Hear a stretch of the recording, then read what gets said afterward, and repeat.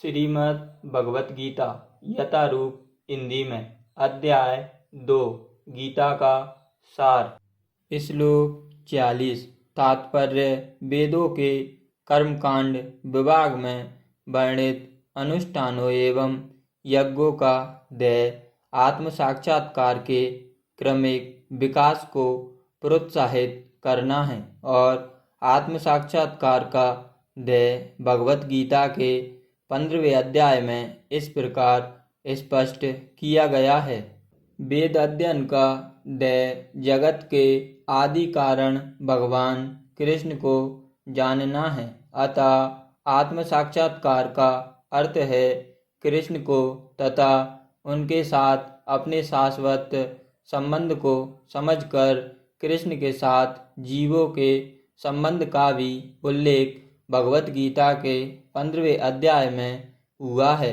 जीव आत्माएं भगवान के अंश स्वरूप हैं, अतः प्रत्येक जीव द्वारा कृष्ण भावनामृत को जागृत करना वैदिक ज्ञान की सर्वोच्च पूर्ण अवस्था है। श्रीमद् भागवतम में इसकी पुष्टि इस प्रकार हुई है। हे प्रभु, आपके पवित्र नाम का जाप करने वाला भले ही चांडाल जैसे निम्न परिवार में क्यों न उत्पन्न हुआ हो, किंतु वह आत्म साक्षात्कार के सर्वोच्च पद पर स्थिर होता है। ऐसा व्यक्ति अवश्य ही वैदिक अनुष्ठानों के अनुसार सारी तपस्याएं संपन्न किए होता है और अनेक बार तीर्थ स्थानों में स्नान करके वेदों का अध्ययन किए होता है। ऐसा व्यक्ति आर्य कुल में सर्वश्रेष्ठ माना जाता है।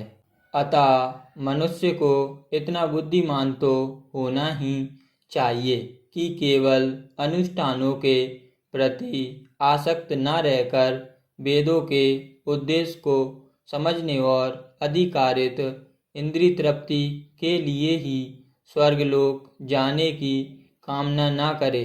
इस युग में सामान्य व्यक्ति के लिए ना तो वैदिक अनुष्ठानों के समस्त विधि विधानों का पालन करना संभव है और न सारे वेदांत तथा उपनिषदों का सर्वांग अध्ययन कर पाना सहज है। वेदों के उद्देश्य को संपन्न करने के लिए प्रचुर समय, शक्ति, ज्ञान तथा साधन की आवश्यकता होती है। इस युग में ऐसा कर पाना संभव नहीं है, किंतु वैदिक संस्कृति का परम लक्ष्य भगवान नाम कीर्तन द्वारा प्राप्त हो जाता है, जिसकी संस्तुति पतित आत्माओं के उद्धारक भगवान चैतन्य द्वारा हुई है। जब चैतन्य से महान वैदिक पंडित प्रकाश आनंद सरस्वती ने पूछा कि आप वेदांत दर्शन का अध्ययन न करके एक भावुक की भांति पवित्र नाम का कीर्तन क्यों करते हैं, तो उन्होंने उत्तर दिया कि मेरे गुरु ने मुझे बड़ा मूर्ख समझकर भगवान कृष्ण के नाम का कीर्तन करने की आज्ञा दी। अतः उन्होंने ऐसा ही किया और वे पागल की भांति भावोन्मत्त हो गए। इस कलयुग में अधिकांश जनता मूर्ख है और वेदांत दर्शन समझ पाने के लिए पर्याप्त शिक्षित नहीं है।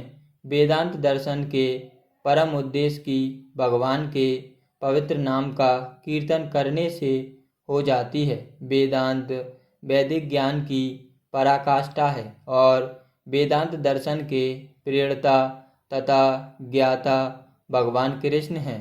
सबसे बड़ा वेदांती तो वह महात्मा है जो भगवान के पवित्र नाम का जप करने में आनंद लेता है। संपूर्ण वैदिक रहस्यवाद का यही चरम उद्देश्य है। श्लोक 47। तात्पर्य: यहाँ पर 3 विचारणीय बातें हैं: कर्म, विकर्म तथा अकर्म।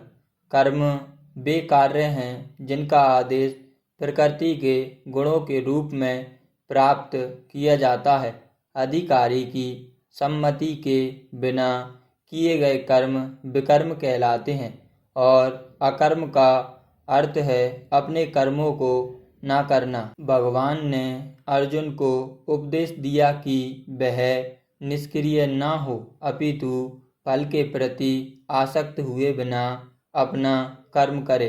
कर्म फल के प्रति आसक्त रहने वाला भी कर्म का कारण है। इसी तरह वह ऐसे कर्म फलों का भोक्ता होता है। जहाँ तक निर्धारित कर्मों का संबंध है, वे 3 उपश्रेणियों के हो सकते हैं, यथा नित्य कर्म, आपातकालीन कर्म तथा इच्छित कर्म। नित्य कर्म फल की इच्छा बिना शास्त्रों के निर्देश अनुसार सतोगुण में रहकर किए जाते हैं। फलयुक्त कर्म बंधन के कारण बनते हैं, अतः ऐसे कर्म अशुभ हैं। हर व्यक्ति को अपने कर्म पर अधिकार है, किंतु उसे फल से अनासक्त होकर कर्म करना चाहिए। ऐसे निष्काम कर्म निसंदेह मुक्ति पद की ओर ले जाने वाले हैं। अतएव भगवान ने अर्जुन को फलासक्ति रहित होकर कर्म के रूप में युद्ध करने की आज्ञा दी। उसका युद्ध विमुख होना आसक्ति का दूसरा पहलू है। ऐसा आसक्ति से कभी मुक्ति पद की प्राप्ति नहीं हो पाती। आसक्ति चाहे स्वीकारात्मक हो या निषेधात्मक, वह बंधन का कारण है। अकर्म पाप में है, अतः कर्तव्य के रूप में युद्ध करना ही अर्जुन के लिए मुक्ति का एकमात्र कल्याणकारी मार्ग था। श्लोक 48। तात्पर्य: कृष्ण अर्जुन से कहते हैं कि वह योग में स्थित होकर कर्म करे। और योग है क्या? योग का अर्थ है सदैव चंचल रहने वाली इंद्रियों को बस में रखते हुए परम तत्व में मन को एकाग्र करना। और परम तत्व कौन है? भगवान ही परम तत्व है। और चूंकि वे स्वयं अर्जुन को युद्ध करने के लिए कह रहे हैं, अतः अर्जुन को युद्ध के फल से कोई सरोकार नहीं है। जय या पराजय कृष्ण के लिए विचारणीय है। अर्जुन को तो बस श्री कृष्ण के निर्देश अनुसार कर्म करना है। कृष्ण के निर्देश का पालन ही वास्तविक योग है और इसका अभ्यास कृष्ण भावनामृत नामक विधि द्वारा किया जाता है। एकमात्र कृष्ण भावनामृत के माध्यम से ही स्वामित्व भाव का परित्याग किया जा सकता है। इसके लिए उसे कृष्ण का दास या उनके दासों का दास बनना होता है। कृष्ण भावनामृत में कर्म करने की यही एक विधि है जिससे योग में स्थित होकर कर्म किया जा सकता है। अर्जुन क्षत्रिय है, अतः वह वर्णाश्रम धर्म का अनुयायी है। विष्णु पुराण में कहा गया है कि वर्णाश्रम धर्म का एकमात्र उद्देश्य विष्णु को प्रसन्न करना है।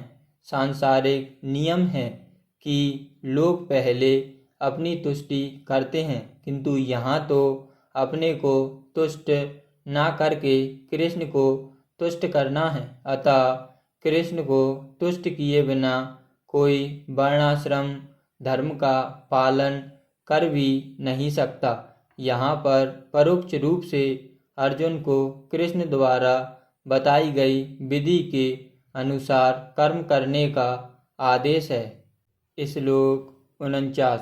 तात्पर्य: जो व्यक्ति भगवान के दास रूप में अपने स्वरूप को समझ लेता है, वह कृष्ण भावनामृत में स्थित रहने के अतिरिक्त सारे कर्मों को छोड़ देता है। जीव के लिए ऐसी भक्ति कर्म का सही मार्ग है।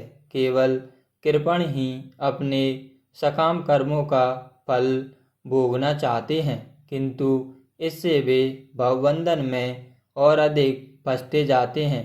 कृष्ण भावनामृत के अतिरिक्त जितने भी कर्म संपन्न किए जाते हैं वे गणित हैं, क्योंकि इससे कर्ता जन्म मृत्यु के चक्र में लगातार फंसा रहता है। अतः कभी इसकी आकांक्षा नहीं करनी चाहिए कि मैं कर्म का कारण बनूं। कृष्ण भावनामृत में हर कार्य कृष्ण की तुष्टि के लिए किया जाना चाहिए।